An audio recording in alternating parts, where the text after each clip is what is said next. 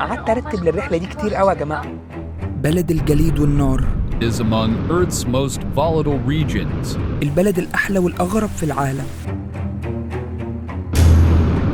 ولما توصلوا البلد دي هتحسوا إنكم دخلتوا مسلسل جيم اوف ثرونز. أكتر دولة فيها شعب بيؤمن بالأشباح والأرواح.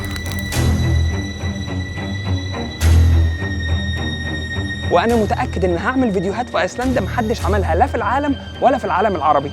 والأسطورة هنا بتقول إنها كانت عمالقة اتحولت لحجارة لما طلعت عليهم الشمس.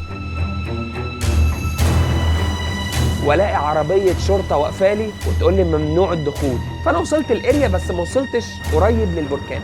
والمكان متسمي على اسم جونة، وهي أسطورة أيسلندية قديمة. استكشافات جديده، سلسله فيديوهات ايسلندا هتبقى الاحلى في العالم. يلا بينا، نهاركم زي الفل.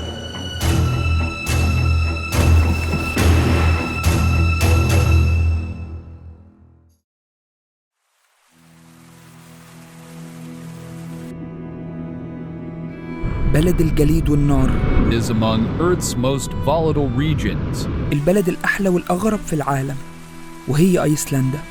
قعدت ارتب للرحله دي كتير قوي يا جماعه، كنت بذاكر لها عشان اعمل لها حاجات محدش عملها قبل كده في المحتوى العربي ويمكن في العالم كله، وانا اعني الكلمه دي في العالم كله. تخيلوا معايا بلد نصها تلج والنص التاني براكين، البلد اللي فيها الشفق القطبي. طبعا اتكلمنا عن الموضوع ده في فيديو باسم يوسف، ما تنسوش تتفرجوا عليه، وهسيب لكم لينك الفيديو ده في وصف الفيديو تحت. الطيران شركة بلاي أول مرة أطلع معاهم، كراسي مش بطالة يعني متوسطة، حجم صغير لأن هو طيران اقتصادي. طبعا أنا كالمعتاد جيت متأخر كالمعتاد، المهم ما كانوش عايزين يدخلوني، بعد كده دخلوني، بعد كده جيت بقى عشان وأنا داخل الطيارة المفروض إن أنا معايا شنطة طولي اللي هي فيها العدسات والعده والكلام ده كله، لان انا طالع ايسلندا اعمل افلام، انا مش طالع اعمل فيديوهات عاديه. جيت عند البوابه بتاعت الطياره ما رضيوش يدخلوني وقالوا لي لا لازم تدفع فلوس عشان تدخل. من هنا لهنا لهنا لهنا عطلوني بتاع نص ساعه تانيين، بعد كده دخلوني من غير ما دفعوني اي حاجه. بتعتبر ايسلندا جزيره اوروبيه في شمال المحيط الاطلنطي، مساحتها حوالي 103 ألف كيلومتر مربع، وعشان كده هي بلد مليانه بمناظر طبيعيه عمركم ما هتشوفوا زيها في حياتكم. ولما توصلوا البلد دي هتحسوا انكم دخلتوا مسلسل جيم اوف ثرونز. شلالات هي الأحلى في العالم، وجبال جليدية وبراكين وحيوانات غريبة، كل ده في مكان واحد في دولة واحدة. Icelanders often feel that the supernatural seamlessly blends with their reality. أكتر دولة فيها شعب بيؤمن بالأشباح والأرواح، وعملنا فيديو عن الموضوع ده هتشوفوه في القناة قريب جدا.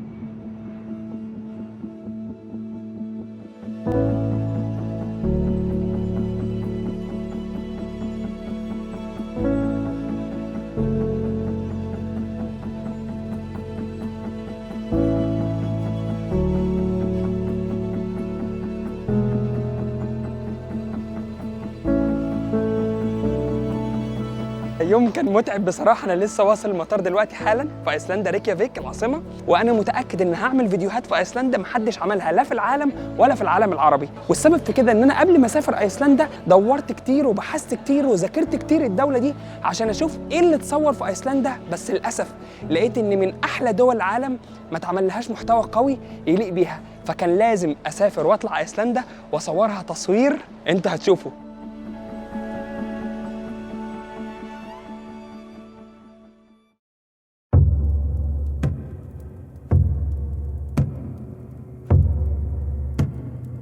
وهنا البلو لاجون، المكان الأشهر في أيسلندا واللي تم اكتشافه بالصدفة سنة 1976، وده حصل وقت حفر محطة لتوليد أهم مصادر الطاقة في أيسلندا.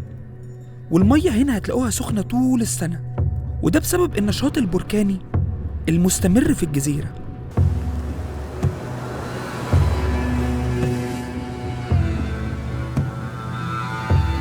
وهنا هتلاقوا الشاطئ الأخضر في أيسلندا، وهو شاطئ بركاني الرملة بتاعته كلها سودة، لما تمشوا عليها هتحسوا انكم ماشيين على أرض من الجحيم، والأرض فيها صخور بازلتية عملاقة شكلها غريب جدا، والأسطورة هنا بتقول إنها كانت عمالقة اتحولت لحجارة لما طلعت عليهم الشمس.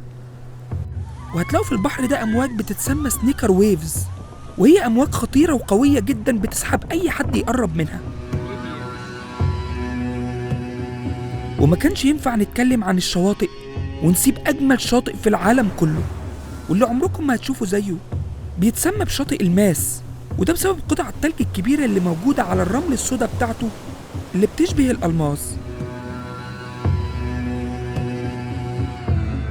بعد ما اتحركنا من مطار بيلوند ووصلنا لمطار كافلافيك في ايسلندا، كان لازم انزل واستكشف المنطقه بتاعت كافلافيك دي. سوقت العربيه، طبعا انا باجر عربيه هنا عشان يبقى سهل التنقلات في ايسلندا، او يعني من الافضل ان انا اجر عربيه عشان التنقلات هنا تكون سهله في ايسلندا. وطلعت على المدينه اللي هي كافلافيك دي، او الاريا اللي هي حوالين مطار كافلافيك. رحت عشان اشوف واستكشف البركان اللي لسه منفجر. بصراحه كان موضوع غريب وعجيب، بس كنت مبسوط ان انا يعني عايز اروح واستكشفه. انا عارف ان انا ما كنتش هدخل عند البركان لان ده بركان لسه ثائر، يعني لسه في يعني ما ينفعش اقرب منه اصلا، هيبقى الغازات بتاعته سامه والكلام ده كله. بس كان نفسي ان انا اروح بس هناك وخلاص، ان انا اوصل.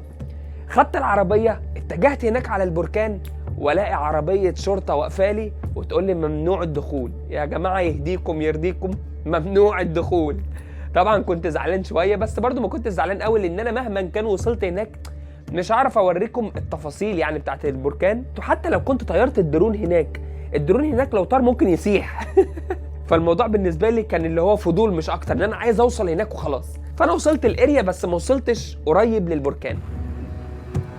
أما في جنوب غرب أيسلندا هتلاقوا ينابيع سخنة بتوصل درجة سخونتها لأكتر من 300 درجة مئوية، والمكان متسمي على اسم جونا. During the early 18th century, a woman named Guna resided on the peninsula. Unable to pay her rent, she faced the harsh consequence of being seized by the local landowner. وهي أسطورة أيسلندية قديمة بيقولوا إن روحها هي سبب ظهور البخار في المكان ده. من الحاجات الغريبة اللي أنا لاحظتها هنا في أيسلندا إن النهار طويل جدا جدا، يعني الشمس نزلت الساعة 12:30 بالليل. تخيلوا من الصبح لحد الساعة 12:30 بالليل شمس شمس شمس يا جماعة. يعني أنا بكرة ممكن أعمل جولة أو في أي وقت أعمل جولة في الشوارع، هتشوفوا التوقيت والساعة، ودي كانت غريبة وعجيبة. وطبعا ما ينفعش كنا نزور أيسلندا من غير ما نتكلم عن الجولدن سيركل. The Golden Circle's standout attractions include its captivating golf course waterfall, the remarkable geothermal area of Hokkaido, وهو أشهر طريق في أيسلندا كلها. هتلاقوا هناك ينابيع المية السخنة اللي بتنفجر بشكل طبيعي، وأهمها ينبوع مية اسمه جولفوس، وهو بينفجر كل 5 دقايق أو 10 دقايق، وبيوصل ارتفاع المية فيه لحوالي 30 متر. وهنا أكبر نهر جليدي في أيسلندا وفي أوروبا كلها، ومساحته ضخمة بتوصل لحوالي 8% من مساحة أيسلندا، وهو اسمه بالعربي فاتناجوكول. وهنا هتلاقوا كهوف كتير جدا باللون الأزرق الفيروزي.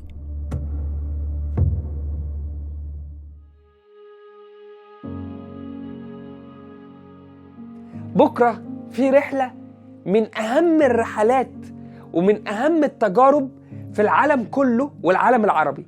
فاتبعوا السلسلة بتاعت فيديوهات أيسلندا، هي هتبقى الأحلى مش في العالم العربي، في العالم كله. وزي ما انتم شايفين دايما بنزل الترجمة عشان في ناس متابعين لينا من دول أجنبية بره كتير، والحمد لله رب العالمين القناة دايما في نجاح معاكم وبيكم. المهم بكرة الرحلة هتبقى رحلة استكشافية هي الأقوى والأحلى في تاريخ القناة عندنا، في تاريخ اليوتيوب كله، محتوى أجنبي ومحتوى عربي. اتفرجوا عليها، أنا مش هحرقها لكم. بكرة هقول لكم. دلوقتي هنام عشان تعبان جدا. نهاركم زي الفل، بحبكم في الله. أشوفكم بكرة في أحلى استكشاف في أحلى مكان. سلام عليكم.